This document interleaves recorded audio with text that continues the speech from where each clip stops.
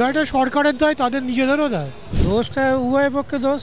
এই দায় হচ্ছে আপনার সরকার এবং এসএসসি বোর্ড, রাজ্য সরকারের দায়ী সবাই, কেউ বাদ যায় না।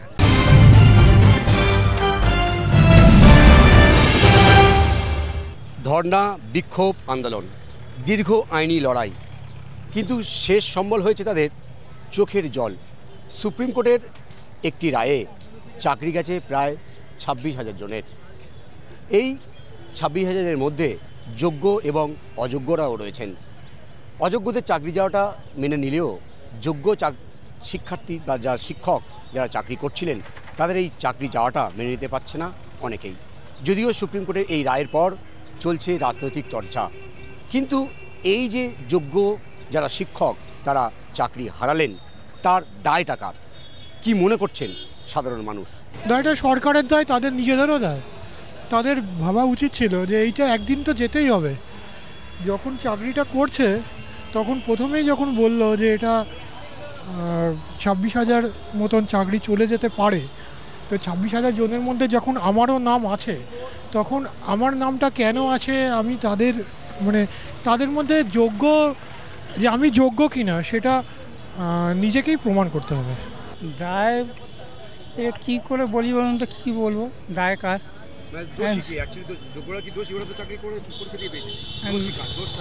দোষটা উভয় পক্ষে দোষ। দেখে বা চাকরিটা নিল না কেন? আমি যে চাকরিটা যে নিচ্ছি, যে আমি সঠিক পথে নিচ্ছি কিনা সেটাও তো ভাবা উচিত ছিল। এই দায় হচ্ছে আপনার সরকার এবং এসএসসি বোর্ড।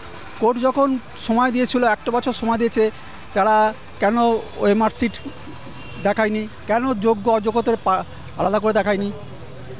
দায়ী হচ্ছে এসএসসি আর দায়ী সরকারও আছে। সেটা তো বলতে পারবো না দাদা, কিন্তু যেটা হয়েছে সেটা তো ভালো হয়নি। কারণ আমরাও অ্যাসপিরেন্ট, আমরাও পড়াশোনা করছি চাকরির জন্য, ভবিষ্যতে কী হবে সেটা আমরাও বুঝতে পারছি না। রাজ্য সরকারের কেন? রাজ্য সরকারই তো অ্যাডভার্টাইজমেন্ট দিয়েছিল পর্ষদের মাধ্যমে, তো চাকরিটা কারা দেয়, সে নিয়মটা কে তৈরি করে, তো সেটা রাজ্য সরকারের দায় হবে। দায়টা সম্পূর্ণ ওই এগেনস্ট পার্টি যারা আছে তাদের জন্যই গেল। কার দোষে সেটা এখন বলা মুশকিল, কিন্তু ওখান থেকে তো বাছাই করা যায়নি কে দোষী কে নির্দোষী। তো যদি বাছাই করে তো ভালো হতো। বাছাই করার দায়িত্ব কার ছিল? অবশ্যই সরকারের ছিল। দোষী আমার বলতে গিয়ে আমাদের সরকার, তার ছাড়া তো আর কিছু বলতে পারবো না আপনাকে আমি। কেন কি এই যে চাকরিটা হারিয়েছে সেটার জন্য তো আমরা যারা চাকরি করছি, যারা হাউসওয়াইফ বা যা সবাই তো দুঃখিত। দায়ী সবাই, কেউ বাদ যায় না। যে পয়সা দিয়ে চাকরি পেয়েছে সেও দোষী, যে পয়সা নিয়ে চাকরি দিয়েছে সেও দোষী। সুতরাং এই সমাজের কিচ্ছু হবে না। কে দায়ী? সরকার দায়ী। আর কে দায়ী? কেন সরকার দায়ী না? সরকারের জন্যই তো হয়েছে। আজকে যে এতগুলো ছেলে মেয়ে বসে আছে চাকরির জন্য, তো তারাই অ্যাপ্লাই করেছিল, তারাই তো চাকরিটা পেল। তো দায়ী কে? সরকার দায়ী নয়? সরকার তাদের কাছে টাকা নিয়েছে, ফর্মগুলো যে ভর্তি করেছে তার জন্য তো একটা টাকা দিতে হয়েছে।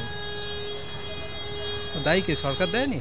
দেখুন, দায় কার তার আগে বিস্তৃত বলতে গেলে যেটা হচ্ছে 26,000, যেটা আমরা তো বাঙালি, আমরা কিন্তু 2600 আবার ভাতায় চলে আসবে, আমরা এটা ভুলে যাবো, দায়ভারও ভুলে যাবো। আর জি কর কাণ্ড মনে আছে কি? আপনার মনে আছে কি আপনার এখনও মনে? আপনার আছে, আপনি রিপোর্টার, বাদ বাকি অনেককে জিজ্ঞেস করুন, মনে নেই, কারণ প্রয়োজন নেই, প্রয়োজন ফুরিয়ে গেছে। সিপিএম তো তা নিয়ে আন্দোলনও করলো, বিজেপিও করলো, তারপর লাস্টে সবাই গটপের মতো সেটিং হয়ে ভুলে গেল। তো এই যে আজকে যেটা হলো 26,000 নিয়ে, তো আপনার কি মনে হয় যে সবাই কি পয়সা দিয়ে চাকরি পেয়েছিল? কিছু তো ভালোও ছিল।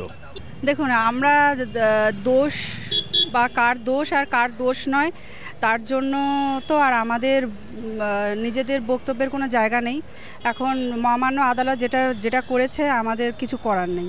যে সমস্ত শিক্ষক তৃণমূল নেতা মন্ত্রীদের ধরে টাকার বিনিময়ে চাকরি পেয়েছিলেন তাদের চাকরি যাওয়াটা মেনে নিলেও, কিন্তু যারা পরীক্ষা দিয়ে সাদা খাতা জমা না দিয়ে চাকরি পেয়েছিলেন তাদের চাকরি যাওয়াটা কোনোভাবেই মেনে নিচ্ছে না সাধারণ মানুষ। এর জন্য কেউ শিক্ষা পর্ষদকে দায়ী করছেন, কেউ আবার দায়ী করছেন রাজ্যের শাসক দলকে, কেউ আবার মনে করছেন যে যারা চাকরি প্রার্থী বা যারা শিক্ষক তাদেরও কিছুটা দোষ রয়েছে, কারণ তাদের সব কিছু খতিয়ে দেখে চাকরি করা উচিত ছিল। ক্যামেরায় রবি দত্তের সঙ্গে বিশ্বজিৎ হালদার, ওঙ্কার বাংলা।